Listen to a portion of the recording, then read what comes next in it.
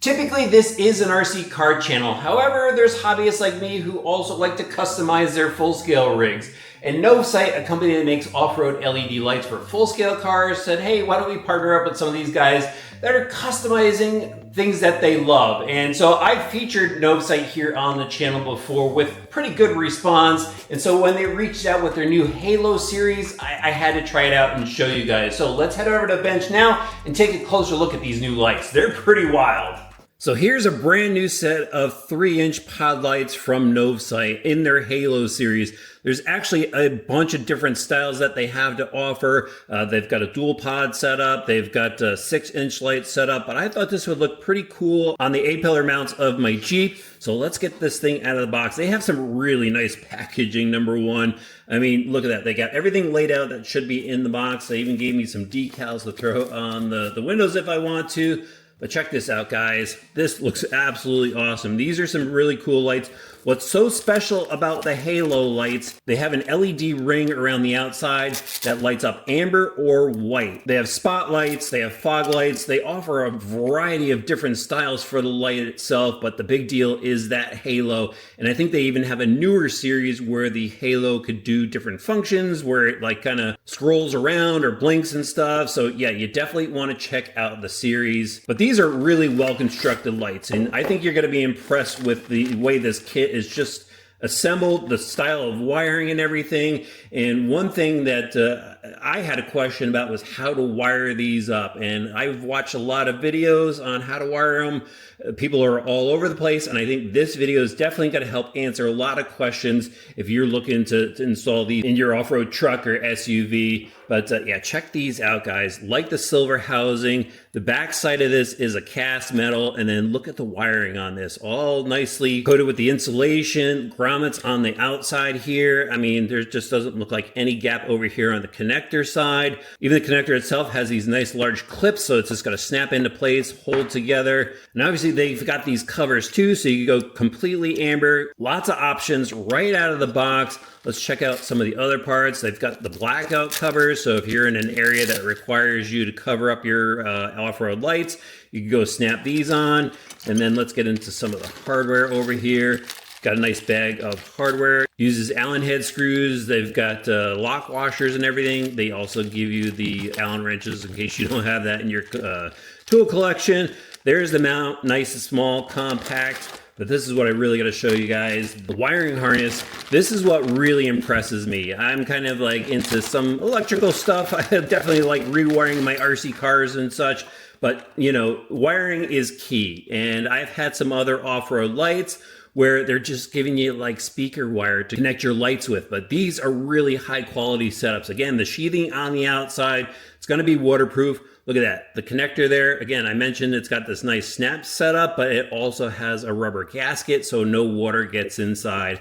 And then this here is the lighting module itself. So this is going to go send power to your system, and then it's got these wires. And this is where I think a lot of people question, how on earth do I set this up?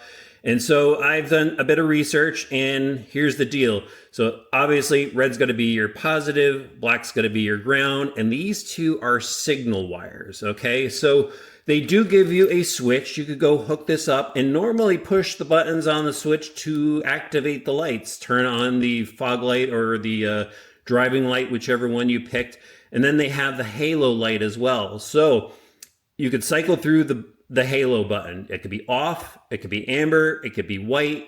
And what these wires do is they actually act as signal wires. So the green wire will get connected to your high beam wire of your headlight, and that shuts off the center of the NovSight light. I've seen people go and connect these to their auxiliary panels and use it to turn the lights on and off, and then they're complaining that the switch doesn't work properly and even disconnect the switch. But this is simply to turn off the lights when it gets the signal that your headlights come on.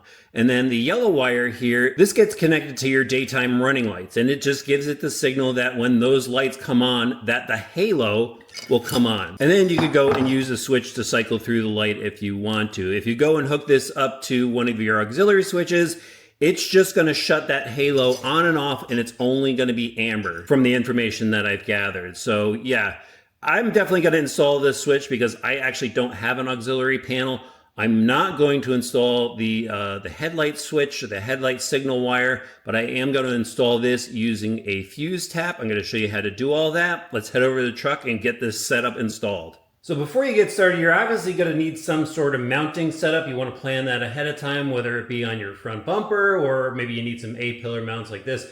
These are Mopar brackets that I picked up, but I'm going to go ahead here and swap out this NovSight 4.5-inch light that I have.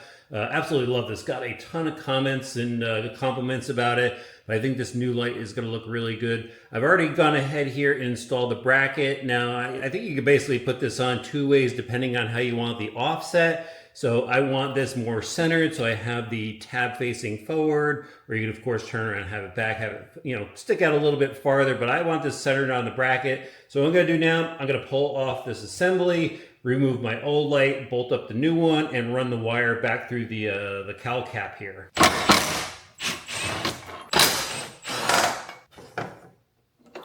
Got the halo light mounted up to the bracket, pretty simple, tightened everything down, centered as best I could, ran the wire back through the gap here when I was installing the cowl cap, and now I just got to tighten down my brackets.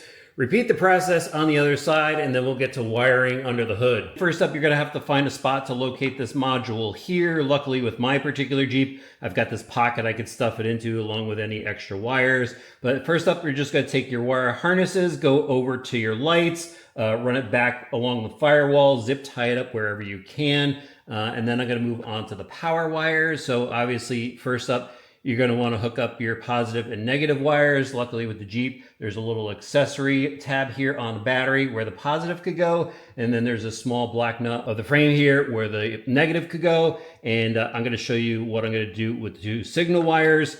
The switch wire, this is also going to get run along the firewall. And since this is an automatic, I'm going to use the plug where the clutch slave would have been to run the wires through and mount this to the dashboard. So right now I just have my wiring loosely set up. Both lights are plugged in. I've hooked up my positive and negative. And right now I don't have the two signal wires set up, and everything will now be operated off of this switch. So if I hit one button here, there's my lights. And if I hit this button here, there's the halos. Actually, let me shut it off so you can see that. There's the halos. So yeah, everything is controlled by this switch.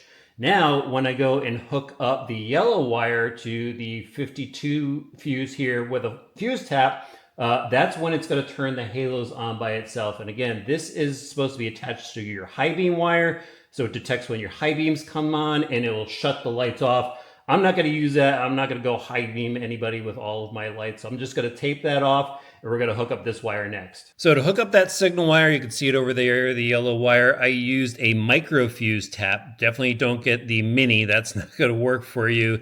You simply just have to crimp the end in and then pull your number 52 fuse, throw it back in. They use 20 amp fuses there, so I just ran the same fuse.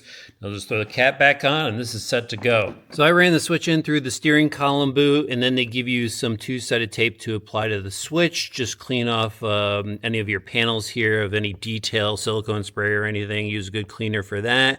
And then I'm just going to stick it down here. I have to say, these lights look absolutely sick on the Gladiator. And when I start it up, the amber halo comes on, and it definitely grabs some attention. Again, that switch that I mounted on the dashboard can control the halos and the spotlight as well. And when I turn those things on, they have some serious power. I mean, it just lights up the road. Absolutely awesome. Really happy with these. If you need a set of halo lights for your rig, I'll have a link in the video description below.